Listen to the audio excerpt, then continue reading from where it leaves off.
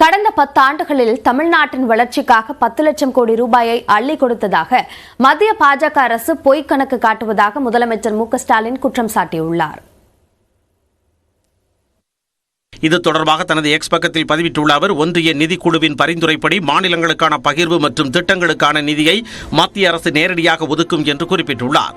உத்தரப்பிரதேச மாநிலத்திற்கு 18 கோடியே 50 லட்சம் ரூபாயை அள்ளி கொடுத்த பாஜக அரசு பல லட்சம் கோடி ரூபாயை வரியாக பெற்ற தமிழ்நாட்டிற்கு 5 கோடியே 50 லட்சம் ரூபாயை கிள்ளி கொடுத்திருப்பதாக விமர்சித்துள்ளார். இதேபோன்று ஒற்றை செங்கல் கூட எடுத்து வைக்கப்படாத மதுரை எய்ம்ஸ் மருத்துவமனைக்கு 1960 கோடி ரூபாய் நிதி ஒதுக்கி இருப்பதாக மத்திய அரசு பொய் கணக்கு காட்டுவதாக மு.க.ஸ்டாலின் குற்றம் சாட்டியுள்ளார். ₹1 கூட நிதி விடுவிக்கப்படாத சென்னை மெட்ரோ ரயில் 2ஆம் கட்ட பணிகளுக்கு 63,246 கோடி ரூபாய் விடுவிக்கப்பட்டதாகவும் பாஜக அரசு பொய் கணக்கு காட்டுவதாக முதலமைச்சர் குறிப்பிட்டுள்ளார்.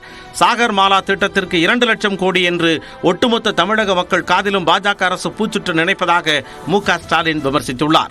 எத்தனை பொய்களைத்தான் நாடு தாங்கும் என வினவி உள்ள முதலமைச்சர் தங்கள் காதுகள் பாவமில்லையா என்றும் விமர்சித்துள்ளார். முதலமைச்சரின் குற்றச்சாட்டிற்கு பதிலளித்துள்ள பாஜக மாநில தலைவர் அண்ணாமலை, தமிழ்நாட்டின் உட்கட்டமைப்பு வசதிகளை மேம்படுத்த மத்திய அரசு செலவு செய்யும் நிதி எந்த கணக்கில் வரும் என்று கேள்வி எழுப்பியுள்ளார். பிரதமர் மோடி உறுதியளித்தபடி கடந்த 18 மாதங்களில் 10 லட்சம் மத்திய அரசு வேலைவாய்ப்புகள் வழங்கப்பட்டு விட்டதாக முதலமைச்சர் மு.க.ஸ்டாலினுக்கு பாஜக மாநில தலைவர் அண்ணாமலை பதிலளித்திருக்கிறார்.